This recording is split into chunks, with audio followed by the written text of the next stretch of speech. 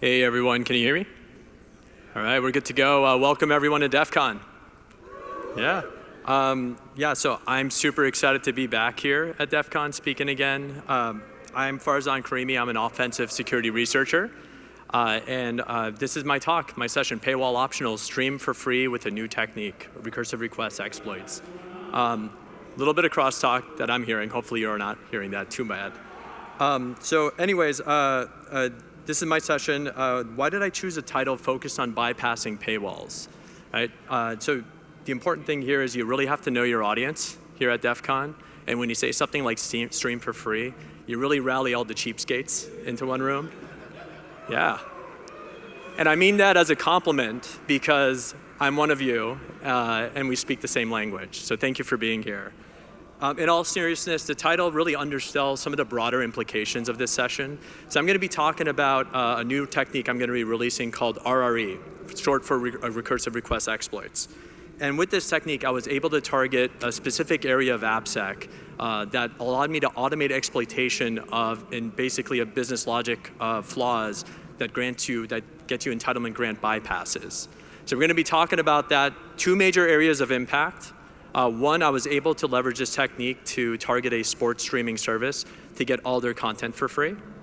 I also was able to target another major streaming service to access over 1,800 internal company meetings, videos for internal company all hands, global town halls, et cetera. So the pattern works. And I just recently discovered this, so I'm still feeling like I'm just scratching the surface now. So we're going to talk about all that. A little background on me. I've been a red team manager at a number of different organizations, such as Google, where I manage the Android red team, EA, as well as Moderna.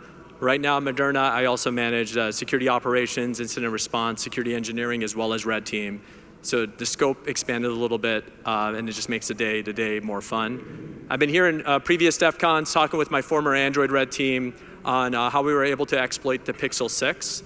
As well as attacking devices over cellular communications via a no-click over-the-air RCE that we delivered through an SMS message. And I know what you're all thinking. Bravo, Farzan. Well done. Let's get on with it. Enough of your intro. We just want free streaming. So here's our session agenda. Before we get into what RRE is, I wanted to quickly touch on this paywall problem, as well as the concept of entitlement grant bypasses. So quick definition, when I say entitlement, I mean any digital asset that's tied to you, the customer. So that should be bound to your identity as well. And that's essentially the paywall problem here. So whether it's client-side scripts that you can manipulate or cookies that you can tamper with, there's very weak authentication on applications that favor user experience over security. So think of news article sites, streaming sites, et cetera. So that's essentially the paywall problem. Then we're going to cover a couple of other paywall bypass techniques just for comprehensive analysis. So that's four traditional bypass methods coupled with RRE. So you're going to get 5 here techniques to bypass paywalls in 20 minutes or less. Then we're going to flow into our RRE technique, couple that with a real-world exploit targeting our sports streaming provider. And we'll be releasing a tool at the end of this to help automate it for everyone here. So quickly level set on the traditional bypass methods. I'm not going to talk about these here because we're just going to get into it for time's sake. By the way, before I talk about this first method, it's pretty public knowledge. You can YouTube how to do this to get around some paywalls. Basically, let's say you're really interested in a news article about dancing nuns. You don't want to pay the $5.99 a month or whatever the journal, the newspaper article charges you, the publisher charges you. So what's a way around it? And the quick way here is we're just going to refresh this page so you can see the paywall opens up. You can't see it. There's nothing on the screen? Has it always been a black screen? Shit, okay.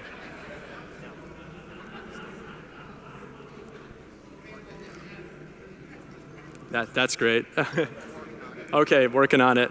Yeah, it's really hard to show you demos when you don't have anything to look at. So I'll just give the technical team here a minute to figure that out and we'll jump back in. Just go? It's all demos. It's all demos. OK, well, you know what? Let me see if I can go to something here that I could talk about in voice track, a little bit of what I'm doing with RRE as a whole. I'm trying to keep my cool, but this kind of sucks, to be honest.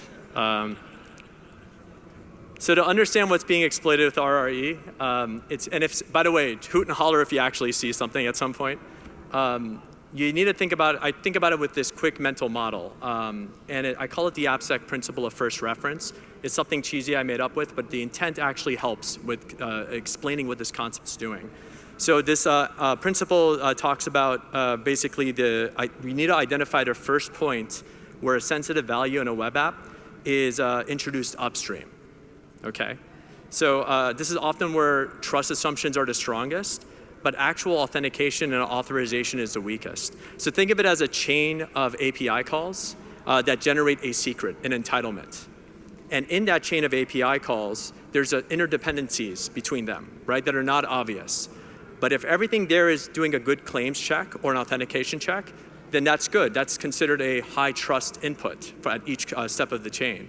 Now, if there's anything in that chain that talks about, that basically generates a secret from metadata or an identifier or something that's not a claim, then you got some problems. So that's the concept here, and what the attack is basically automating is recursively going back through that API chain or the endpoint chain, whatever it is, and finding points where there could be low trust inputs that let you hijack the authentication stream, if that makes sense. Again, I had visuals. I wish I could show them to you. I promise there's stuff here. But that's sort of the high level. The attacker's goal here is to just recursively walk that chain, but in an automated fashion. The challenge here is with modern apps and asynchronous APIs, that you don't have the ability to scale well if you do this manually. It's a high cost effort for a pen tester to do this, and automation really helps here. So I'll kind of talk about this, again, sucks without the visual, but imagine a fictitious streaming site where you're searching for a video, right? And let's say you're looking for Fight Club, and you put that in the search prompt. There's a search API that returns a bunch of metadata back to you, okay?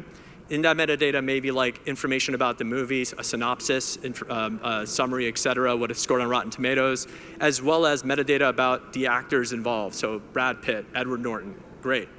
Now you look through the entire app, again, the APIs, and see if there's something where you can fit some of that identifier info to a new API to generate something else that's interesting. And let's say there's an actor's API, and you pass it Brad Pitt, and now you get information about his background, also all the movies he played in, maybe some movie identifiers, TV shows and TV show identifiers, et cetera. You keep searching, rinse, repeat. You look for an episode API that gives you more information about the episode. Maybe there's a video identifier in there tied to the episode, right? Now you're working, again, all unauthenticated, right? And then you get to this point in the chain where maybe that video identifier, if you find the right API, can actually fetch you a full network stream URL. So that's sort of what I'm talking about visually. And this is a great challenge for me to do this without a visual again. So I hope that's tracking a little bit. Does that make sense? Cool, awesome. So if I were to define what RRE is, it is basically a methodology for recursively tracing interdependent web requests in reverse. So you got to start with the secret, so you're cheating a little bit, but then you do this in reverse to then identify how you can go back unauthenticated. And once you do that, you can rinse, repeat, and replay and hit every video on the network streaming service for free, because you can discover them. So that's what I'm doing with this technique. In other words, the question I'm asking myself with this technique is, where was this parameter generated from? And asking that question again and again and again and again. Yes!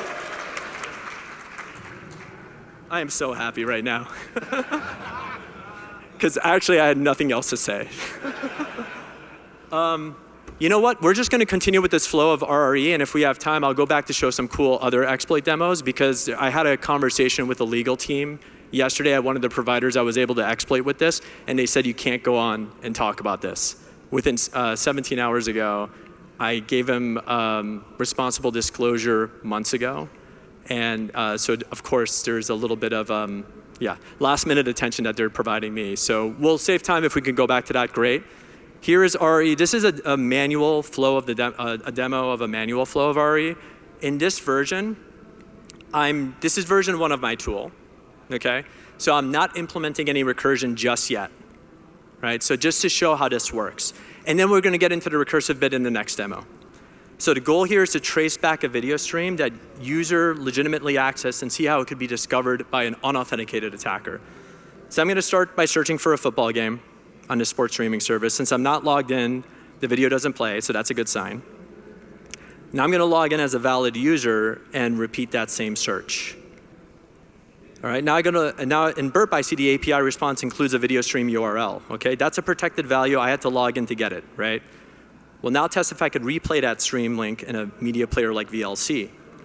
And we can see here in just a minute, the video plays. That's a great start for an attacker, right? Because you've circumvented the web app at this point entirely. There's no session auth anymore.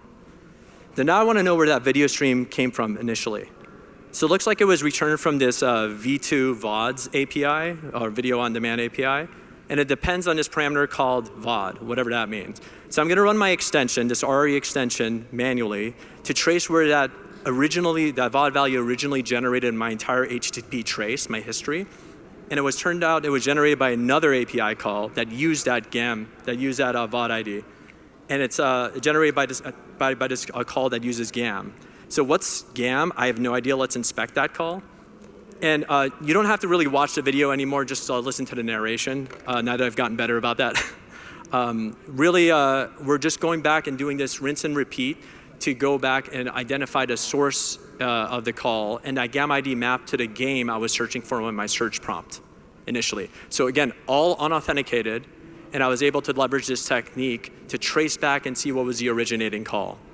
Yes, manually, which is why I'm gonna get into the next bit here. So just visualizing that chain, what I was able to do in that video.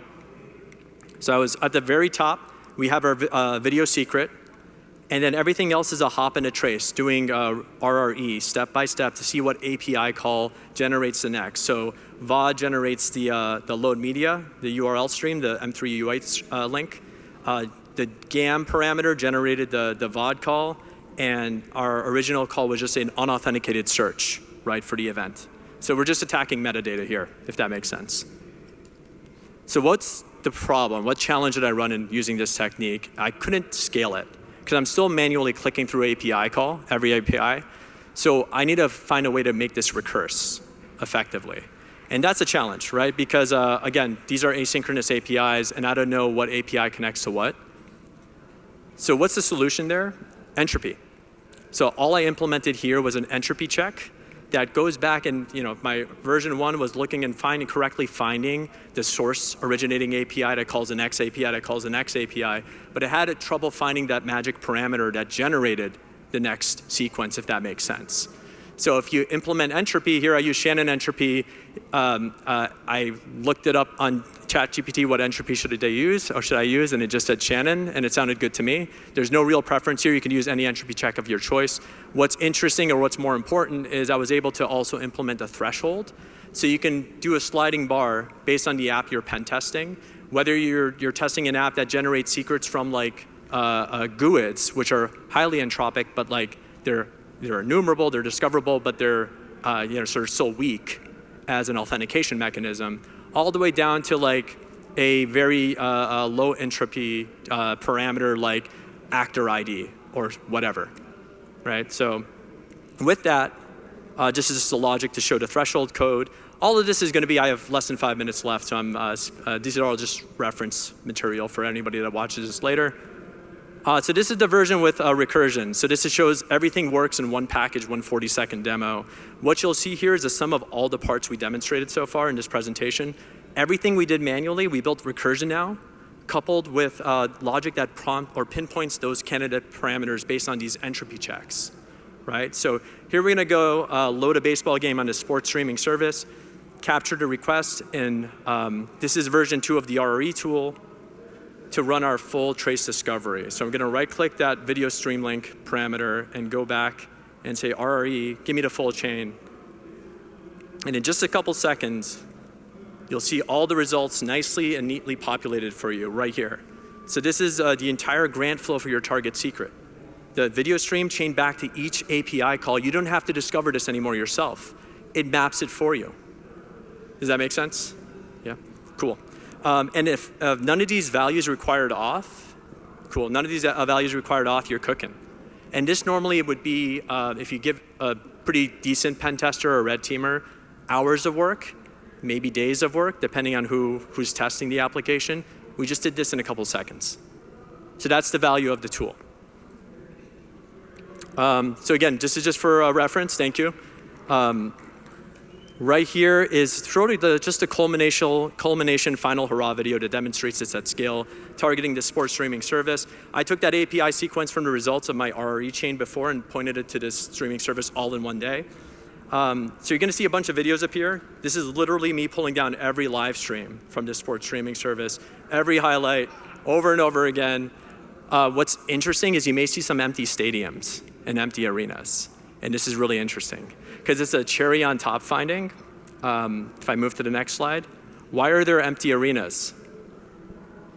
Because, what's that? Live streams. Because there's this concept, and I don't know how big of a problem this is, and this is sort of new territory with live stream. There could be always on live streams, and they may not be advertised by the application for a specific window, but if you can hit the APIs with the right parameters, you can just tap into those cameras at any time. So this is a big privacy nightmare, right? Depending on who the live stream provider is. And I think there's a whole area to discover here that I'm just kind of just scratching the surface for myself, but I'm interested if anybody else dives into this as well. Feel free to reach out. So of course, as with any good red teamer, I've left 1 minute for the remediation slide. And so I don't have to talk about it too much, but the TLDR here is if you're doing stuff with multiple APIs, just informs good claims checks. DRM if you're doing streaming, time-bound session tokens, and this whole always-on live stream concept. Turn off the cameras, unplug those cameras, do whatever. Don't have always-on live content.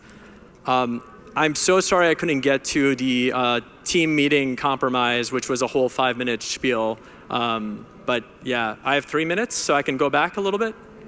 Great. Quick wrap up on this RRE. Just if you have any questions, hit up the QR code. That GitHub link, I managed to do it, post this live. It's public now. I did it from Safe Internet, not around here. So you can access it. And then, yeah, feel free to hit me up with any questions. I'm going to go back really quick. And this will take a good minute of my time just going back. So this was also discovered by RRE, but it was an IDOR bug, or an insecure direct object reference vulnerability. So IDOR, you're like, but it is another use case for RRE. Okay, so what you see here, and this is just redacted material, obviously. On the right is a company town hall, an internal town hall that I had legitimate access to. And what you see on the left in my burp suite is the GET request that generates that video, okay? You can see where this is gonna go, right? But there's identifiers, there's an accounts identifier, an events identifier, a videos identifier, but they come with 7 to 9 digit sequence IDs. So to unlock a video, forget about auth for a second. To unlock this video, you're gonna have to guess the right sequence. And that's nearly impossible with all the permutations out there. So how do you go about trying to bypass this sequence and guess the access? What you do is you just strip the entire call to its root, and you just have to guess one ID. And instead of getting an access denied error, you get metadata on the right. And this leaks interesting information that, hey, this is something internal live media content. You scroll down, and that metadata also leaks event information. All right, what are we gonna do with that? We're gonna plop it over to the GET request, and now we see a reference to a town hall with a redacted company, right? So this was the automation that basically allowed me to enumerate through sequencing through millions of IDs, getting to 1,800 validated internal meetings for different companies. Did it again, and scroll down, you see a video identifier. That loads the actual video. Put it in a GET request. So one other step, I'm skipping, sorry. It generates a video stream, but it also gives you an auth token. That's nice, that's a very, very helpful API, right? So at this point, you have auth. and you didn't need auth to begin with, and you have the full sequence enumerated for you by a very helpful API. Because there's a chaining of events here, the RRE trace also works for this as well. So I'll stop because I'm getting the countdown here. Just really thank you all, DEF CON, for having me up on stage and talking to you a little bit about this pet project. I really appreciate the time. Thanks.